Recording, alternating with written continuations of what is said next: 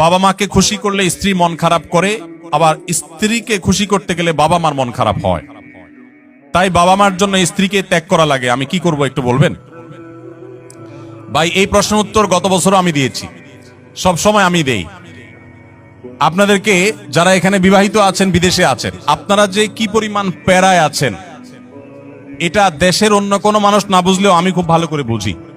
আমাদের আজহারি ভাই খুব ভালো করে বুঝবেন, কারণ আমরা দুজনই, উনি এখনো প্রবাসে আছেন আর আমি 10 বছর সৌদি আরবে প্রবাস জীবন কাটিয়ে আসছি। ভাইরা আমার, এর উত্তর খুবই সহজে আমি দিচ্ছি। মনে রাখবেন, যারা প্রবাসে আছেন অথবা দেশেই আছেন, বিয়ে করার পরে দেখা যায় বউরে খুশি করতে গেলে মা নাখোশ, আবার মারে খুশি করতে গেলে বউ নাখোশ। আপনাদের এই পরিস্থিতি থেকে বের হওয়ার জন্য কিছুটা ডিপ্লোম্যাটিক আচরণ করতে হবে, কূটনৈতিক আচরণ করতে হবে। যারা বিভিন্ন দেশে ডিপ্লোম্যাট হিসেবে থাকেন তাদের দেখবেন কথাবার্তার ভিতরে প্রচুর ফাঁক ফোকর থাকে, তারা হাতে রেখে কথা বলে। বেশিরভাগ ক্ষেত্রে এই পারিবারিক অশান্তিগুলো দূর করার মূল সমাধানটা হলো বুদ্ধিমত্তা। এর ভিতরে প্রথম যে কাজটা আপনাকে করতে হবে তা হলো, এই ডিপ্লোম্যাটিক আচরণেরও আগে যে কাজটি করতে হবে তা হলো, বেশি শেয়ানামি না করে, বেশি চালাকি না করে একটু বোকা শোকা থাকার চেষ্টা করবেন। পারিবারিক অশান্তি দূর করার সবচেয়ে সহজ এবং সবচেয়ে শর্টকাট সমাধান হলো যে একটু বেকুব বেকুব ভাব ধরে থাকবেন। জিনিসটাকে একটু ব্যাখ্যা করে বলবো। আচ্ছা, ধরেন আপনার স্ত্রী এসে আপনার মার নামে এক গাদা বদনামি করছে, তোমার মা এটা বলছে, তোমার মা ওইটা বলছে, উনি কি এটা বলতে পারে, এটা বুড়া মানুষ কিভাবে এই কথা বললো, তোমার ভাই এটা বলছে, তোমার বোনও এটা করছে, দুনিয়া আর বিচার দিল বউয়ে। তখন আপনি একজন সভ্য স্বামীর মতো, ভদ্র স্বামীর মতো মনোযোগ দিয়ে সব কথা শুনবেন। অনেক স্বামী আছে বেকুবের মতো, বউয়ের কথা শুনে না, বলে বুঝছি তুমি কি বলবা, হইছে থামো। না, খবরদার, ফুল কথা বলতে দিবেন। তার যত জেদ আছে সব ঝাড়তে দিবেন, 2-4-5 মিনিট যা লাগে বলে সে যখন হাঁপায় উঠবে, বলবে যখন, কি ব্যাপার তুমি কিছু বলো না কেন। এবার আপনি তখন ফ্লোর নিয়ে এবার আপনি তাকে বলবেন যে, দেখো তুমি যা বলছো আমি তো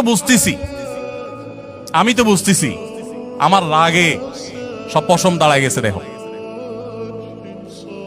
তোমার কষ্টে তো আমার ভেতরটা জ্বলে পড়ে ছাই হয়ে যাচ্ছে। দেখো, যেভাবে বলা দরকার বলে তাকে আগে এটা কনভিন্স করবেন যে আমি তোমাকে ইগনোর করছি না, তোমার সমস্ত কথাগুলো ক্যাচ করেছি এবং তোমার ব্যথা আমি ব্যথিত। এরপরে এবার বলবেন, দেখো যদি মা না হতো, যদি নিজের ছোট ভাই বোন এদেরকে যদি পিঠে মেরে ফেলা জায়েজ হইতো, বা এদেরকে যদি, বড় ভাই আমার উল্টাপাল্টা করতেছে, বড় ভাই কিছু বলতে পারতেছি না, আল্লাহ রসুল বড়দেরকে সম্মান করতে বলছেন, যদি সেটা না করা লাগতো তো আজকে এসপার কি ওসপার আমি করে ছেড়ে দিতাম। এরকম 2-4টা কথা যখন বলবেন, বউ দেখবেন তার যে গিয়ারে ছিল সেখান থেকে একদম হাফ গিয়ারে চলে আসছে, এখনো কিছুটা থাকবে। এরপরে আপনাকে সে যেটা বলবে সে হলো, আপনার সব লেকচার শোনার পর সে আপনার ব্যাপারে একটা কমেন্ট করবে। সে কমেন্টটা হলো যে, আমার স্বামী লোকটা আসলে, মনে মনে হয়তো বলবে বা অন্য কাউকে বলবে যে লোকটা আসলে ভালো কিন্তু বেকুব। সে একটু শক্ত হইলে এগুলার সব সাইজ করে ফেলতো, কিন্তু বোকা শোকা মানুষ, এজন্য সে সাহস নাই, বেকুব, তুমি কি পুরুষ হইলা, এসব বলবে। তো বললে তখন একদম বেকুব সেকুব থাইকে। বাহিরে বহুত পণ্ডিতি করেন, কিন্তু বাসায় পণ্ডিতি করে না, সব জায়গায় পণ্ডিতি করতে যায় না। এখানে খুব বোকা শোকা থাকবেন। বুঝতে পারছে কথা? এবার আসেন মায়ের পার্ট। মা যদি আইসা বলে, এই শোনে দিকে তোর সাথে কথা আছে, বলবেন মা কি বলবা বলো।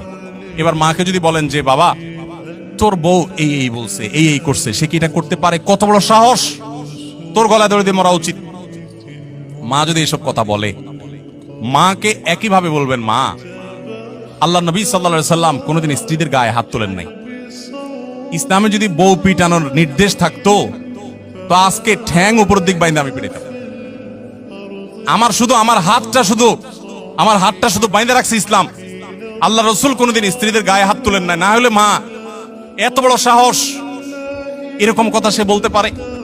যা কি বলছে না বলছে সেটা পরে, আপনি বিচার বিশ্লেষণ না করতে গিয়ে উপস্থিত ওই জায়গাতে সামাল দেওয়ার চেষ্টা করবেন। কথা কি বুঝতে পারছেন? আপনার এই আচরণ শোনার পর আপনার মা কি বলবে জানেন? মাও ঠিক ওই বউয়ের মতোই বলবে, আমার ছেলেটা আসলেই মানুষ ভালো, সমস্যা হলো আমার পোলাটা না বোকা। একদম বেকুব, এই জন্য সেই তো বইয়ের কাছেও বেকুব থাকলে মায়ের কাছেও, কিন্তু আপনাকে কেউ দোষী সাব্যস্ত করবে না। আর যদি পণ্ডিতি করে বউরে বলতে চান, ঠিক আছে আমি দেখতেছি, থামো তুমি, মা কিভাবে এসব কথা বলে, এরপর যাবে মা কই আসো তুমি, এদিকে আসো, এবার বসে মার সাথে আলাপ শুরু করলেন, ওখানে বাঁধবে একটা ইউক্রেন রাশিয়া যুদ্ধ, বিশাল কাণ্ড হয়ে যাবে। ওই কাণ্ড করার পর বউয়ের কাছে আইসা যদি মনে করেন যে বউয়ের জন্য মার সাথে ঝগড়া করছি, বউ মনে হয় খুশি হবে, জীবনও খুশি হবে না, জীবনও খুশি হবে না। যতই করেন বউরে খুশি করতে পারবেন না, কোন একটা প্যাঁচ বাঁধবেই এবং কোন একটা ফাঁক বের করবে। আর মা তো নাখোশ হইছেই, আবার মায়ের হয়ে যদি বলেন এই তুমি কত বড় সাহস, আমার বোনরে কি করলা, ভাইরে কি করলা, মারে কি করলা, দেখবেন আরেক যুদ্ধ বাঁচছে। এই জন্য এগুলোর খুব বেশি পণ্ডিতি না করে যথাসম্ভব একটু কূটনৈতিক আচরণ করে, একটু চালাকি করে, একটু বোকা সেজে সমাধান করার চেষ্টা করবেন। আবার সব সময় এই পলিসি অবলম্বন করবেন না। এখন মুশকিল হলো, শিখাই দিলে মহিলারাও এগুলো শুনে ওয়াজ, তারাও শিখা যায়। এবার মহিলারা ঘরে গেলে বলে যে না, পলিসি তো আগে থেকে জানা, তুমি বোকা সাজতেছ, তখন আপনি একেবারে মানে সিরিয়াস বোকা, শুধু ওই মুহূর্তের জন্য, সবসময়ের জন্য বোকা। আসলে ঘরে যারা যত বেশি বোকা থাকে তারা তত বেশি সুখে থাকে। বোকাদের সাংসারিক জীবনে তারা সুখে থাকে, আর শেয়ানা পাবলিক গুলো সব দৌড়ের উপরে থাকে।